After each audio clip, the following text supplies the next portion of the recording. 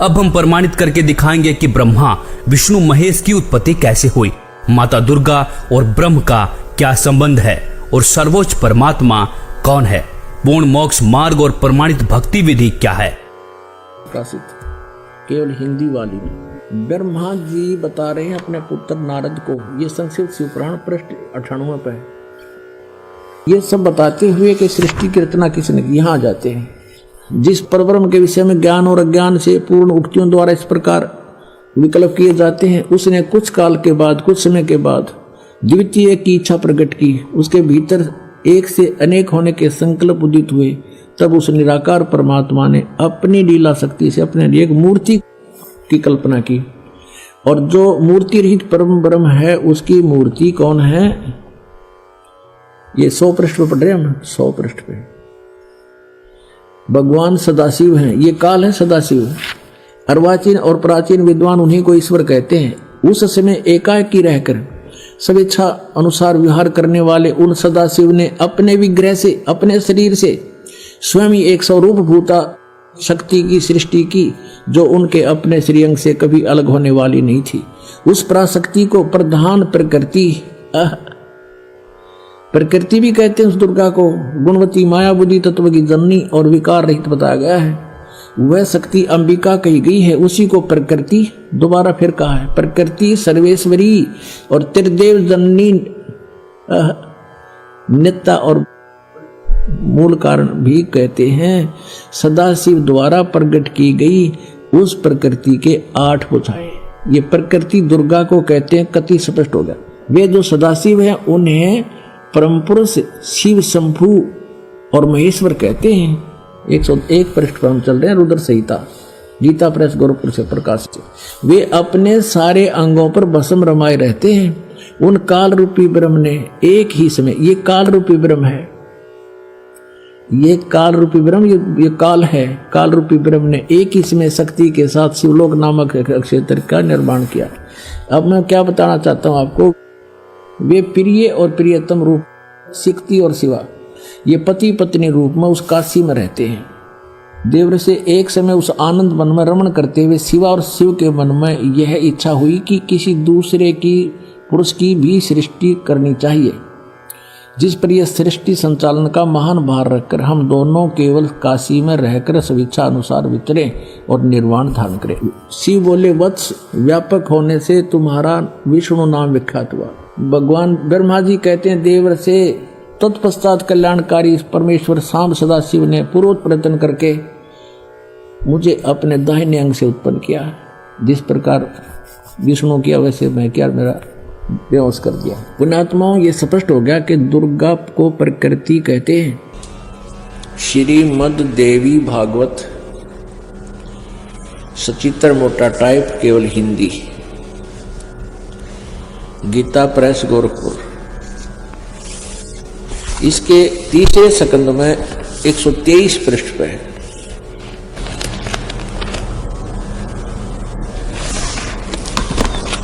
ये है संक्षिप्त देवी भागवत तीसरा स्कंद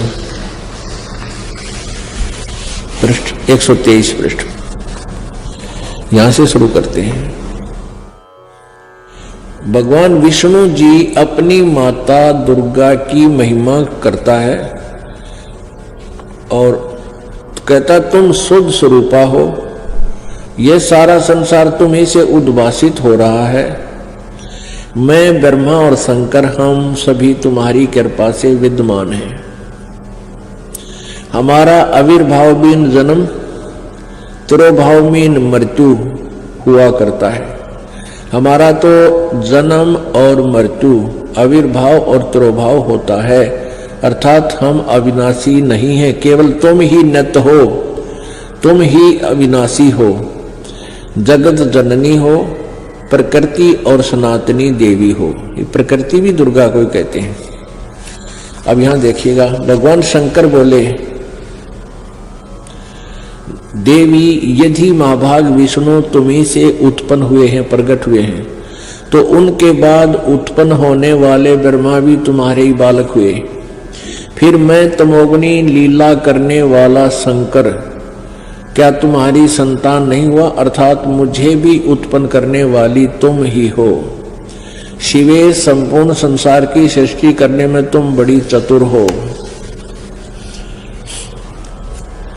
इस संसार की सृष्टि, स्थिति और संहार में तुम्हारे गुण सदा समर्थ हैं।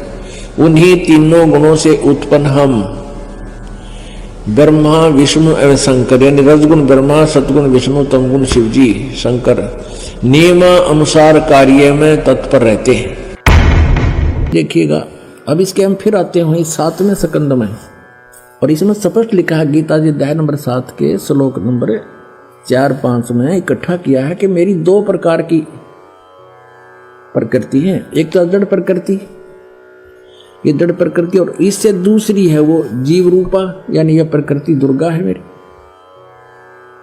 और 14वें अध्याय के अपने आत्मा में थोड़ा कंसेप्ट क्लियर हो जाए, क्योंकि बार बार नहीं मिलता है समय जो आज रजा बख्शी भगवान ने। 3, 4, 5 में ही देखिएगा, अध्याय नंबर 14 श्रीमद् भगवत गीता, और यहां देखिएगा 3रा श्लोक। हे अर्जुन, मेरी महत ब्रह्म रूप मूल प्रकृति संपूर्ण भूतों की, यानी प्राणियों की योनि है, अर्थात गर्भाधान स्थान है, और मैं सबका पिता हूं। मैं उस योनि में गर्भ को स्थापन करता हूं, गर्भम दधामी। उसके संयोग से इन्होंने कुछ अपना बना रखा। सब भूतों की उत्पत्ति, यानी प्राणियों की उत्पत्ति होती है। 4 में क्या कहा है, हे अर्जुन, नाना प्रकार की शरीरों में, योनियों में जितने भी मूर्तियां अर्थात शरीरधारी प्राणी उत्पन्न होते हैं, प्रकृति तो उन सब की माता है, गर्भ धारण करने वाली माता, और मैं बीज स्थापन करने वाला पिता हूं।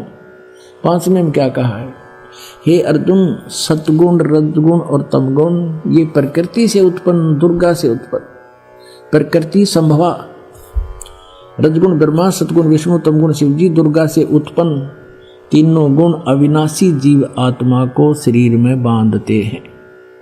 ये कहेंगे तो ये रोक रहे हैं तीनों, ब्रह्मा विष्णु महेश कर्मानुसार, और परमात्मा कहते नहीं, ये 500 मिलकर प्रपंच बना रखा है, हमारी बात को समझ लेना, इनकी बातों में मत आना। अब परमात्मा कहते हैं कि